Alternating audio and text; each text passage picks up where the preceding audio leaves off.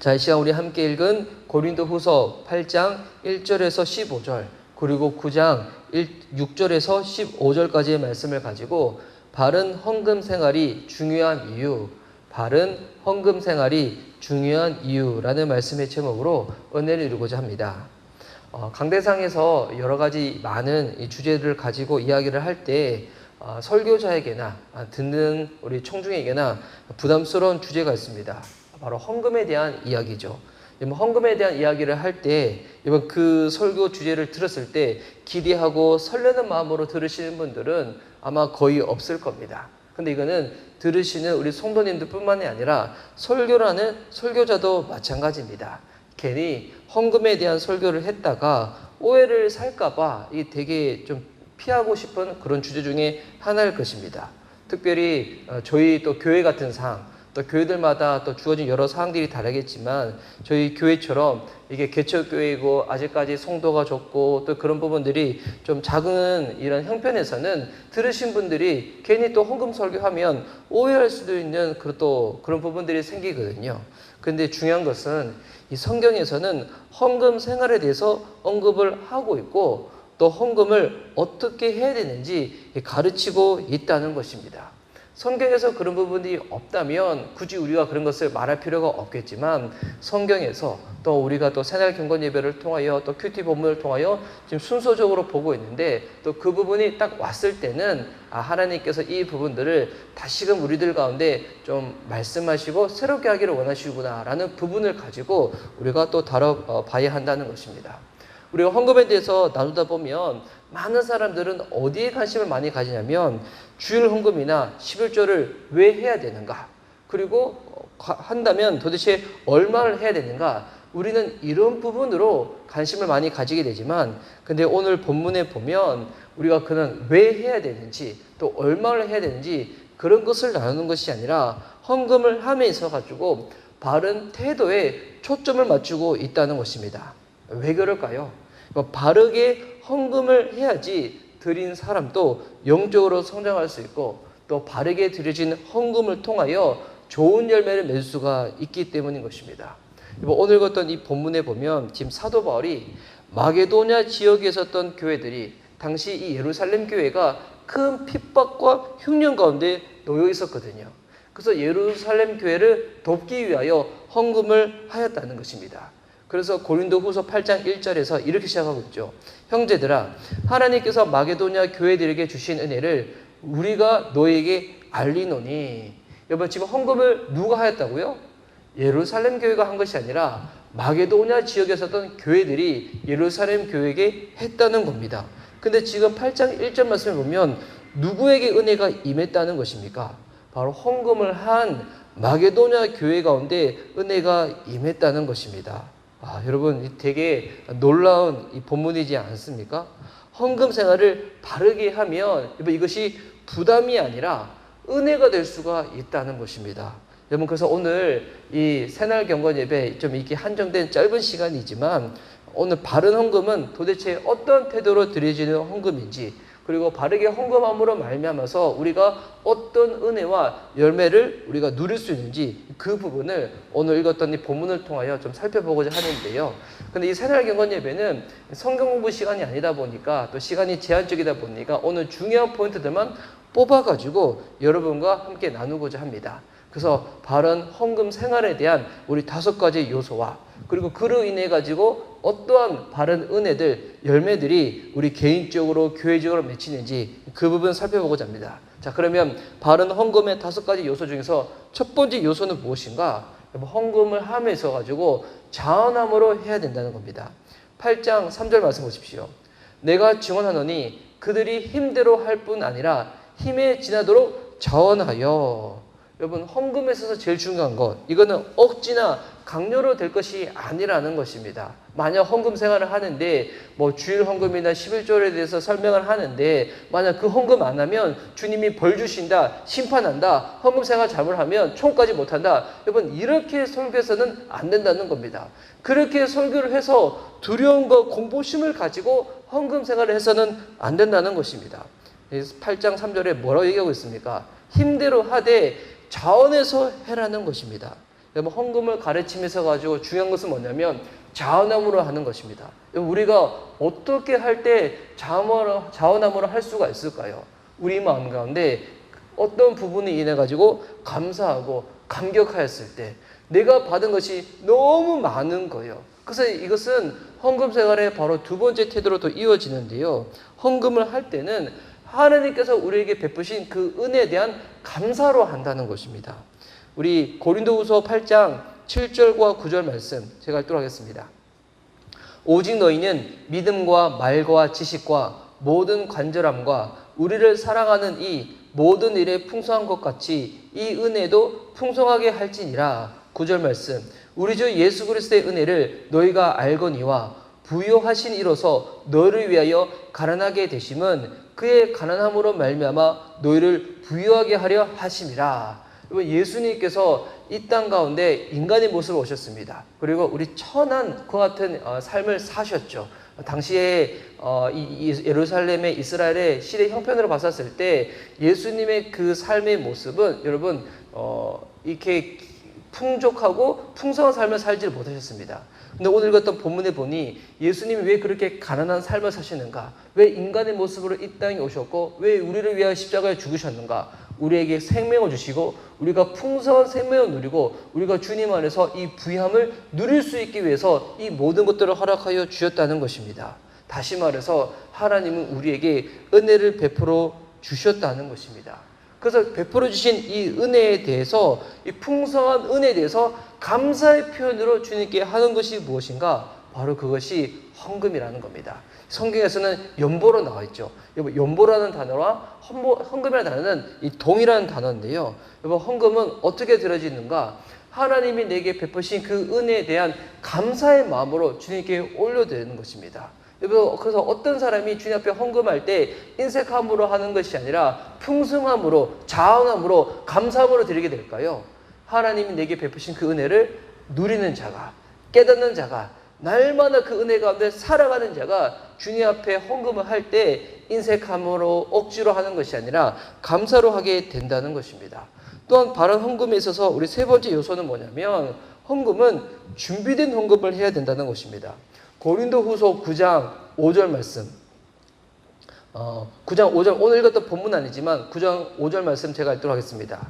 그러므로 내가 이 형제들로 먼저 너희에게 가서 너희가 먼저 약속한 연보를 미리 준비하게 하도록 권면하는 것이 필요한 줄 생각하였노니 이렇게 준비하여야 참 연보답고 억지가 아니니라. 여러분 사도 바울이 고린도 교회 성도들한테 헌금에 대해서 알려줄 때 가르칠 때 헌금은 어떻게 된다고요?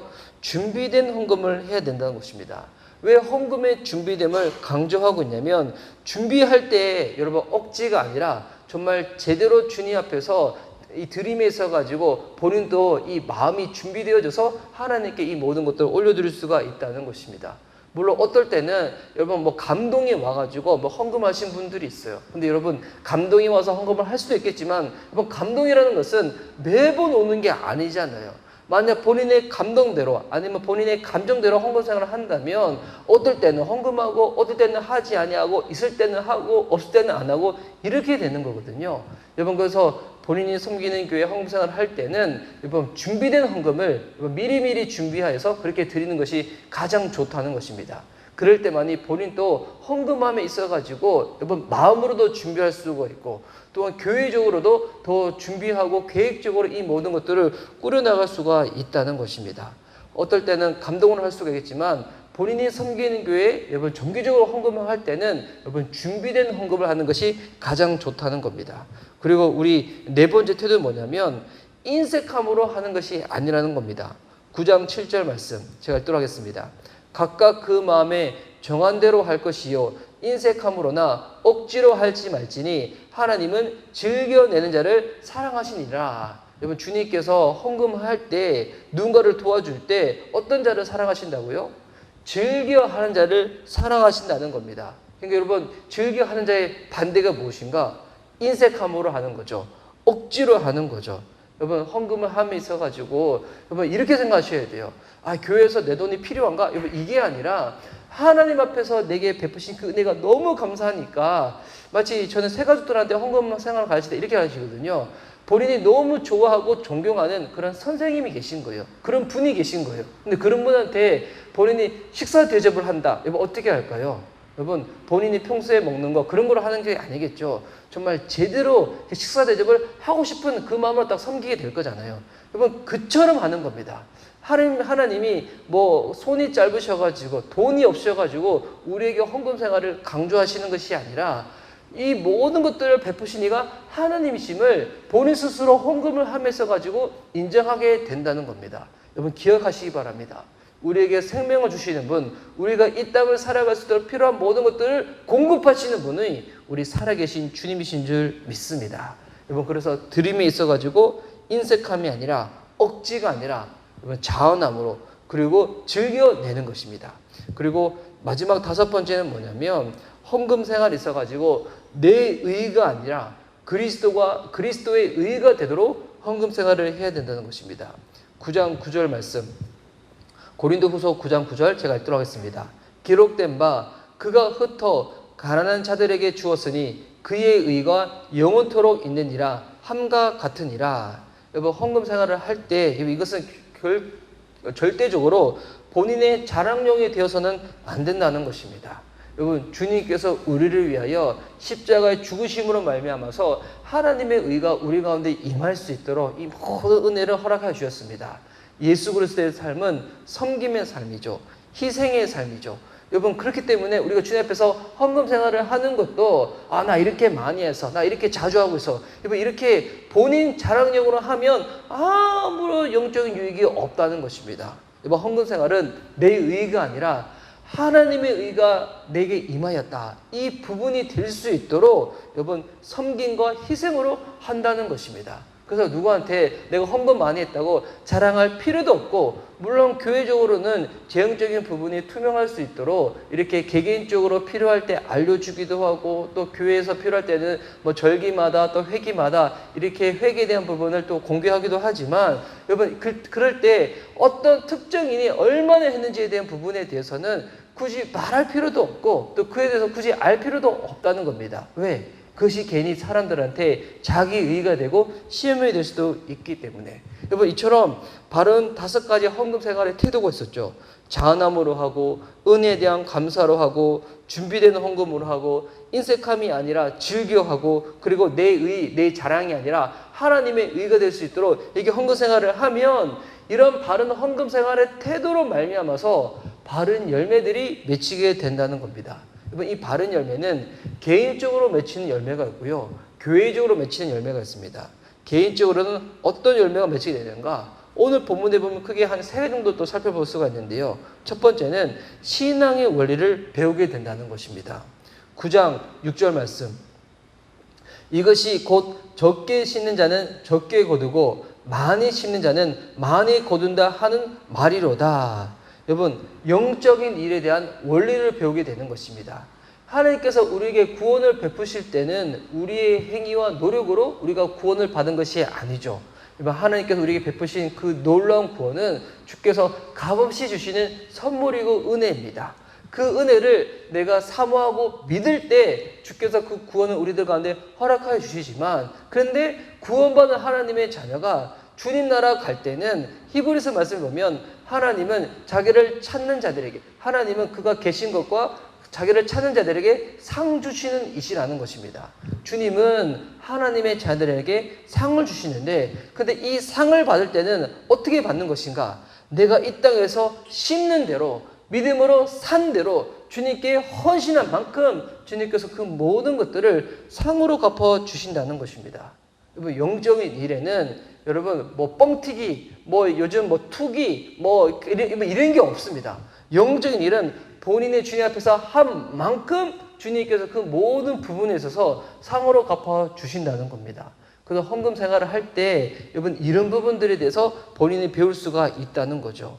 또한 헌금을 할 때 헌금함으로 말미암아서 내가 가지고 있는 것들이 더 줄어들고 마이너스가 되는 것이 아니라 주님께 드렸음에도 불구하고 더 풍성케 하시는 그 은혜를 누릴 수가 있다는 겁니다.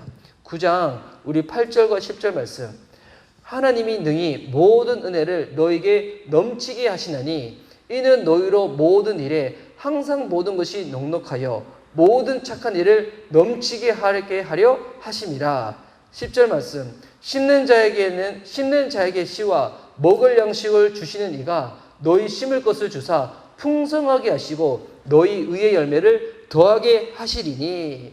여러분, 주님께서는 우리에게 공급해 주시는 주님이신데 주님 앞에 우리가 헌금하며 우리가 가지는 것들을 주님께 올려드리며 나아갈 때 우리의 삶이 공고해지고 부족해지고 마이너스가 되는 것이 아니라 주님이 어떻게 해주신다고요? 넉넉하게 해주신다는 겁니다. 모든 착한 일을 더욱더 잘할 수 있도록 주님이 부족함이 없도록 풍성하게 하여 주신다는 것입니다. 헌금 생활을 통하여 하나님께서 하나님의 풍성함, 주님의 능력과 성품에 대해서 우리가 경험할 수 있다는 거죠.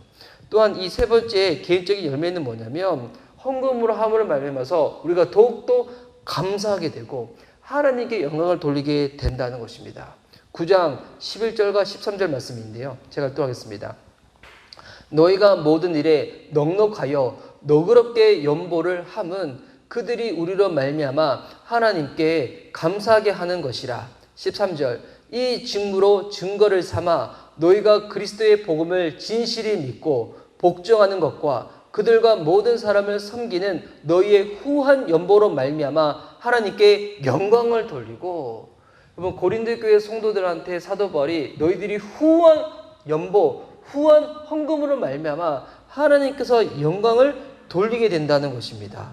여러분, 헌금 생활이 또 성경에 보니까 되게 또 재밌는 표현이 12절에 이렇게 나왔어요. 이 봉사의 직무가 여러분, 헌금 생활은 뭐라는 겁니까? 봉사 생활이라는 거예요.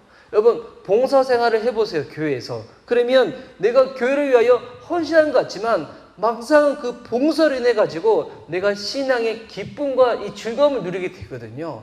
여러분, 근데 이 봉사가 헌금 생활도 봉사라는 겁니다. 헌금을 함으로 말미암아서 내가 더욱더 기쁨을 누리게 되고 하나님께 더욱더 감사하게 되고 더 나아가 하나님께 영광을 돌리게 된다는 겁니다. 여러분, 바른 헌금 생활을 할 때 개인적으로 누리는 영적인 열매인 거죠. 그러면 여러분, 교회적으로는 어떤 열매가 맺힐까요? 여러분, 이 지금 고린도 후서에서 마게도냐 교회가 예루살렘 교회를 섬겼을 때 여러분, 그 헌금으로 말미암아서 예루살렘 교회에 필요한 구제 사역을 할 수가 있었던 것처럼 교회적으로는 구제 사역을 가능하게 되는 것입니다. 교회 안에서 여러분, 형편이 힘든 사람들, 또한 교회 안에 계신 분들뿐만 아니라 교회 밖에서도 어려운 그와 같은 분들에게 세상을 섬기는 일을 우리 바른 헌금 생활을 통해서 하게 된다는 것입니다. 또 더 나아가서 여러분, 우리가 하나님께서 허락하신 이 복음을 가지고 선교 사역을 하는 것 가운데서도 여러분, 사람만 인도해서 되는 것이 아니거든요. 사람이 가서 무슨 사역을 할 때는 여러분, 재정적인 부분이 꼭 뒷받침이 되어 줘야 되는 것입니다. 그래서 선교 사역을 부족함 없이 할 수 있도록 바른 헌금 생활의 이 모든 것들을 섬길 수 있는 통로가 된다는 것입니다. 그래서 교회적인 열매 두 가지가 세상을 섬기는 일 가운데, 복음을 섬기는 일 가운데 이 헌금이 쓰여지게 된다는 것입니다. 그래서 여러분, 이 사도 바울이 왜 이 고린도 후서에서 고린도 교회 성도들에게 이처럼 헌금 생활에 대한 이 원리를 가르치고 있을까요? 여러분, 이 헌금의 원리가 신앙의 원리하고도 동일하기 때문인 것입니다. 헌금 생활뿐만이 아니라 예배 생활, 경건 생활, 봉사 생활, 영적으로 다 똑같다는 것입니다. 성경적으로 바르게 하면 탈나는 것이 아니라 영적인 유익이 오히려 더 풍성해진다는 것입니다. 이틀 전에 저희 집에 저희 이호가, 저희 아들이 저녁에 배탈이 났는지 몇 번을 토했었거든요. 새벽에도 토하고 그랬었는데, 여보, 사람이 어떨 때 토하나요? 무언가 잘못 먹었을 때, 급하게 먹었을 때, 너무 과하게 많이 먹었을 때, 그때 여러분 배탈이 나가지고 여러분 배도 아프고 토도 하게 되는 거잖아요. 근데 보니까 신앙생활도 여러분 마찬가지입니다. 성경적으로 바르게 하면 여러분 개인적으로 탈나지 않고요, 부담되지 않고요, 교회적으로도 문제가 생기지 않습니다. 바르게 하면 개인적으로도 열매, 교회적으로도 주님의 은혜가 더욱더 풍성해지는 것입니다. 근데 헌금을 함에 있어서 이런 바른 태도를 배우지 못하고 또한 바른 헌금으로 말미암아서 어떤 열매가 생기게 되는지에 대해서 여러분 성경적으로 가르침을 못 받게 되다 보면 오히려 이 돈에 의해 가지고 지배받고 눌리는 삶을 살게 된다는 것입니다. 근데 오늘 성경 우리에게 말해주고 있는 것이죠. 세상에서는 돈이 가지고 있는 힘이 있고 능력이 있지만 그 힘과 능력을 어떻게 하라는 겁니까? 이거는 도구이기 때문에 도구로서의 역할을 하는 것 뿐이지 도구에 눌려서 사는 인생은 없는 거잖아요. 그래서 바른 헌금으로 말미암아서 우리도 개인적으로도 교회적으로도 더 건강해지고 풍성한 은혜를 누릴 수가 있다는 것. 여러분, 그래서 우리 미션 리바이벌 교회도 우리 귀한 우리 지체들도 이 영적인 풍성함을 우리의 봉사생활, 예배생활, 헌금생활을 통하여서 더 많이 누릴 수 있는 저와 여러분이 되었으면 좋겠습니다. 제가 처음에 설교를 시작할 때 헌금이라는 주제를 가지고 설교를 하는 게 들으신 분들도 설교를 하는 자들도 각각 부담이 된다고 하였잖아요. 근데 이거는 여러분 제 개인적인 신앙생활에도 마찬가지입니다. 저도 주님 앞에서 한 교회 목회자기도 하지만 또한 주님의 자녀로서 또한 성도로서 저도 바르게 헌금 생활하는 것이 중요한 거거든요. 그래서 우리 각자가 주님 앞에서 바른 신앙생활을 함으로 말미암아서 영적인 풍성함을 누릴 수 있도록 여러분 틀린 게 있는데 잘못된 길로 가고 있는 게 있는데 그런데 그것에 대해서 알려주지 않고 그냥 좋은 게 좋은 거라고 불편한 가게 괜히 만들 필요 없다고 그렇게 내버려두는 것은 결코 사랑이 아니잖아요. 오늘 들었던 이 말씀을 통해서 각자 고칠 것이 있다면 고치고 바르게 신앙생활할 수 있는 저와 여러분들 되어줄 수 있기를 예수님의 이름으로 축복하는 바입니다. 아멘.